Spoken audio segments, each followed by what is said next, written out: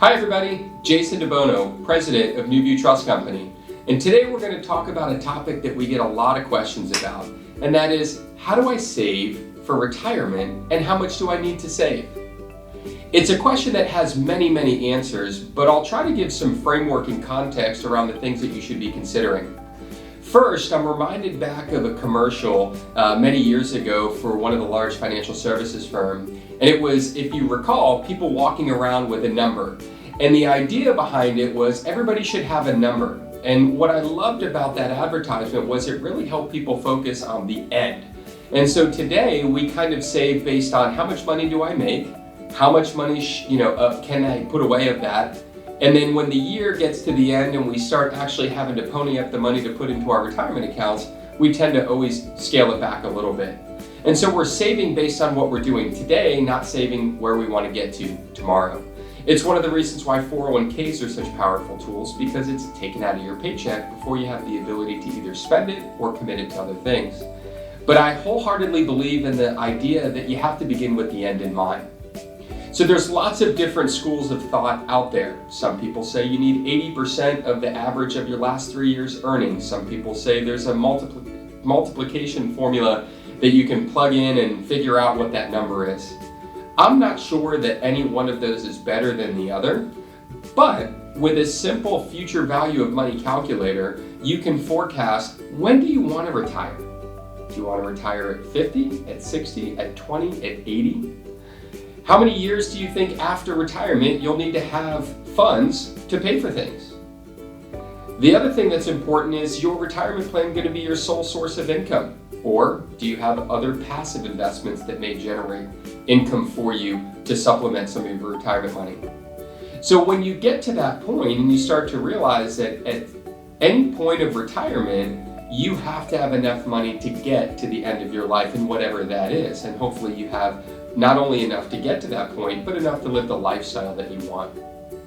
So utilize some of these tools and calculators and all these systems that have already been put in place.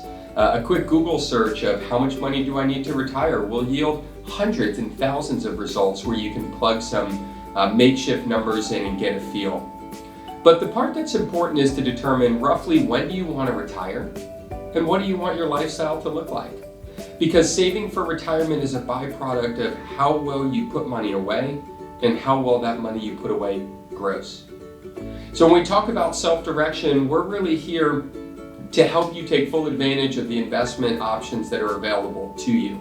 So saving is the element you control 100%. We as a firm, cannot help or dictate what you save. That's a personal decision, and it's going to come with some personal sacrifice. And how important your retirement timeline and horizon and lifestyle is to you will determine every year whether or not you're putting the money in to get there. But I'm a firm believer that everybody should look at this every year, and everybody should measure their results on an annual basis to see how they're doing against their goals. If they're doing well, then that means maybe you can put a little less in this year or take that extra family vacation. If you're doing worse, then this may be the year to cut back a couple times, maybe not to go out to eat as frequently.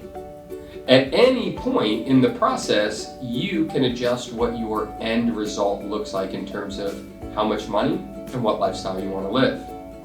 While that money's in your account, we're here to help you self-direct it into investments that you can know and understand. And the key about that is going out and getting educated. So it's finding people out in the marketplace that are there to be mentors, that provide education, that provide systems and philosophies and strategies. It's almost like the college of alternative investments, and there's lots of groups, clubs, and associations that can facilitate that for you. The last thing to touch on is volatility. No matter what investment you make inside your retirement account, there's always the risk of volatility. And the only true way to eliminate volatility is to diversify amongst enough assets. And while the stock market allows some level of diversity inside asset classes, you are still subject to all public securities. And typically, all boats rise in a rising tide and sink in a sinking tide. So Adding things like real estate and private notes and private equity right alongside your public stock, bond, and mutual fund investments is really a way to limit out some of the volatility that you may be experiencing today or in the short-term future. And it's also a way to add a different type of asset class to your portfolio that gives you the greater likelihood, if done successfully, to get to retirement whenever and however much that is. So we continue to be a resource. There's links below in the video here that'll give you some insight into places to go and resources that can help you get on your way to pegging your number. But once you have it, stick with it, save to get there, invest wisely to get there, and recalibrate on an annual basis as best as possible. We wish you all the best in your retirement.